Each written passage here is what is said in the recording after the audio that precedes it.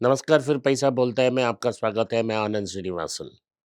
आज मार्केट अंत में तो ऊपर गई, 200 पॉइंट ऊपर थी, 220 पॉइंट। और बैंक निफ्टी की बदौलत और बैंक निफ्टी 500 पॉइंट की ऊपर क्लोज हुई। क्यों ऐसा हुई इसको बाद में देखा जाएगा। पहला आज का न्यूज़ देखते हैं। पहले हम ट्रंप से शुरू करते हैं।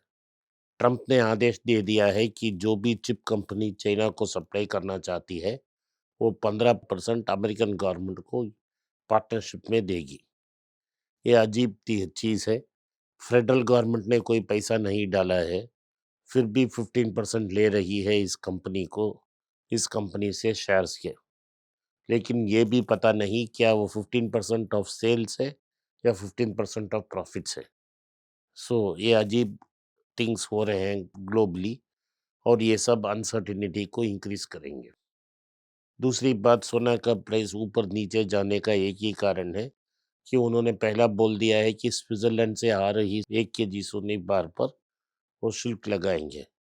उसके बाद उन्होंने कहा है नहीं लगेगा, मैं क्लैरिफिकेशन दूंगा। तो प्राइसेस ऑफ गोल्ड नीचे आ गई। इसके कारण आज 90 रुपया प्राइस नीचे आया। 9,375 रुपया में है 1 ग्राम 22 कैरेट गोल्ड। फिर से ऊपर जाएगा, जरूर जाएगा। कितना दिन हमें पता नहीं। लेकिन जो भी ट्रम्प कर रहे हैं, एक ग्लोबली अनसर्टन सिचुएशन की तरफ जा रही है। डॉलर पे प्रेशर आएगी, और क्योंकि डॉलर में प्रेशर है, सारी करेंसी में भी प्रेशर होगी। संजय मल्होत्रा साहब ने हर दिन डॉलर बेचा है। आज भी सुबह उन्होंने डॉलर बेची, लेकिन आज एफआईए सेल्स कम थी। सो 8750 में रुपी क्लोज हो गई।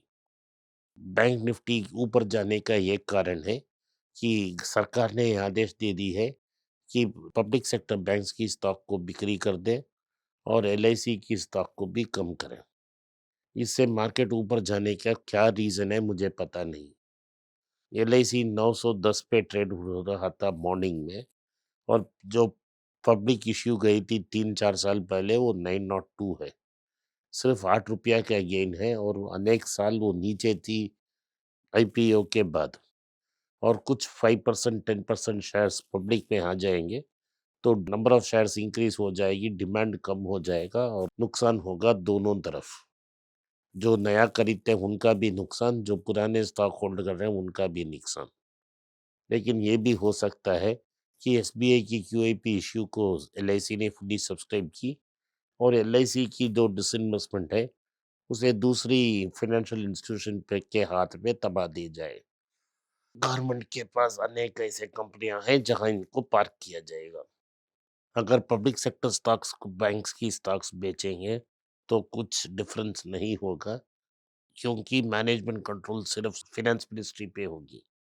प्रॉब्लम फाइनेंस कंट्रोल है, और जो ओनरशिप कंट्रोल में है। अगर ओनरशिप कंट्रोल को प्राइवेट सेक्टर में दे दिया तो बैंक्स ऊपर चढ़ सकते हैं, क्योंकि बैंक्स में रिफॉर्म होगी और बैंक्स बेटर परफॉर्म करना लगेंगे।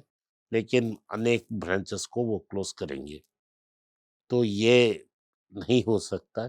सिर्फ शेयर्स को बेचे जाएंगे, बैंक्स को चलाने में कोई डिफरेंस नहीं रहेगी। वही होगा, कुछ साल बाद एनपीए बढ़ेगा, फिर से प्रॉब्लम आएगा, फिर से इक्विटी इन्फ्यूजिंग गवर्नमेंट करेगी। इसे कहते हैं ओल्ड वाइन न्यू बॉटल। इसकी बदौलत अगर बैंक निफ्टी को ऊपर चढ़ा रहे हैं मार्केट में, ये सिर्फ सरासर बेवकूफ़ी है। इस हायर लेवल्स पे डेफिनेटली एफआईआई फिर से बेचेंगे और मार्केट नीचे आएगी। आईटी सेक्टर में प्रेशर है, रेमिटेंसेस में प्रेशर है, और एक्सपोर्ट्स भी नीचे आने वाले हैं। हमारा जो इंपोर्ट्स है वो इनलास्टिक है, वो बढ़ते जा रहे हैं। तो हमारा बैलेंस ऑफ पेमेंट्स प्रेशर में होगा। ट्रम्प की टैरिफ्स के कारण रुपया भी नीचे आएगा। इसका मतलब है स्टॉक मार्केट प्रेशर में रहेगी। देश का सबसे बड़ा group deal after deal announce कर रहा है, लेकिन इसमें कोई डील भारत में नहीं है। आज उन्होंने 2 डील अनाउंस की है। इसके पहले 2 डील्स जिन्होंने उन्होंने अनाउंस की, वो भी भारत में नहीं थे। पहला डील उन्होंने अनाउंस किया कि टाटास ने डमास को एक्वायर करने का। वो एक गल्फ कंपनी को सीके वेंकटरामन टाइटन ने बेचा और उसमें इंडिया में कोई इन्वेस्टमेंट नहीं है। उसके बाद होसूर से कुछ ज्वेलरी मैन्युफैक्चरिंग को मिडल ईस्ट को शिफ्ट करने की प्लान है, सो भारत से इन्वेस्टमेंट बाहर जा रही है। कंपनी को खरीदने के लिए पैसा भारत से जाएगा, सो नेट एफआईआई आउटफ्लो होगा। उसके बाद उन्होंने आईएसी नाम का एक स्लोवेकियन ग्रुप को आज खरीदा, टाटा ऑटो कंपोनेंट्स ने। वो ऑटोमोटिव बिजनेस में है, वो भी कैश फ्लो बाहर जा रही है। तीसरी उन्होंने डील अनाउंस की।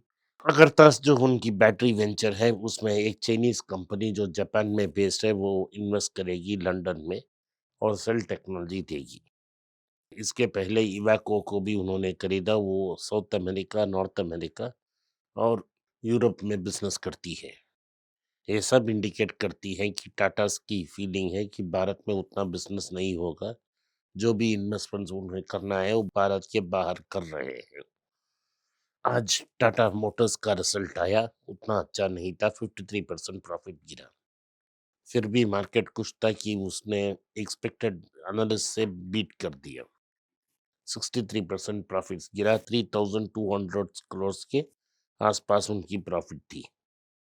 उनकी सारे ग्रुप्स प्रॉफिटेबल थे, जेएलआर भी प्रॉफिटेबल था, लेकिन सब जगह प्रॉफिट्स गिरी, रेवेन्यू भी गिरी क्योंकि डिमांड वैनिश हो गई है।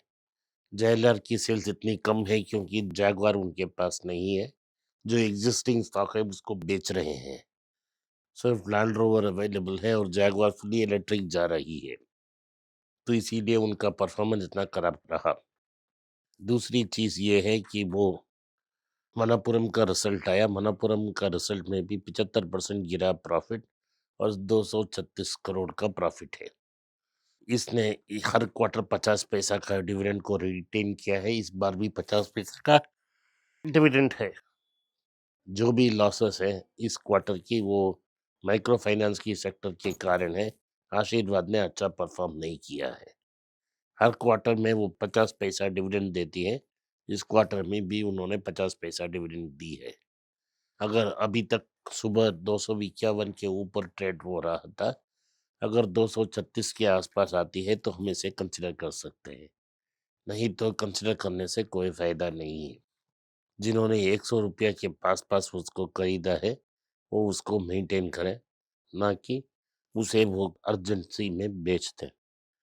यूएस और जापान ने एक रेसिप्रोकल टैरिफ पे काम कर रहे हैं। इसका मतलब है जो भी टैरिफ है उसे 15% तक किया जाएगा। एग्जिस्टिंग टैरिफ में 50% नहीं ऐड किया जाएगा। अगर टैरिफ 15% के ऊपर है तो वहीं पे वहीं छोड़ दिया जाएगा। तो ओवरऑल ये जापान के लिए बेहतर है, लेकिन आज जापानीज मार्केट क्लोज था, इसलिए उसका बेनिफिट नहीं मिला। तो जनरली आज मार्केट बहुत धीमी थी और बैट ने भी एप्लीकेशन डाल दी कि वो अपना आईटीसी होटल्स की स्टेक बेचना चाहती है।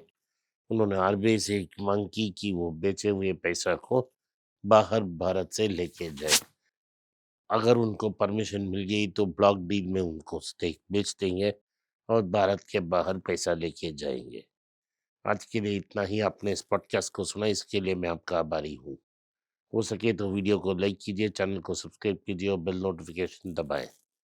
इस वीडियो को अपने दोस्त और रिश्तेदार के पास भेजें और उनको देखने की आग्रह करें। नमस्कार, धन्यवाद, जय हिंद। नीचे एक ईमेल स्क्रॉल हो रहा है, इसका ईमेल एड्रेस है पैसा बोलता है .np@gmail.com। अगर आप मुझसे संपर्क करना चाहते हैं तो इस ईमेल में मेल भेजें, मेरी टीम आपसे बात करेगी। फिर से बता रहा हूँ मैं, पैसा बोलता है .np@gmail.com। इसमें आप मेल भेज सकते हो, मेरा टीम आपसे संपर्क करेगा।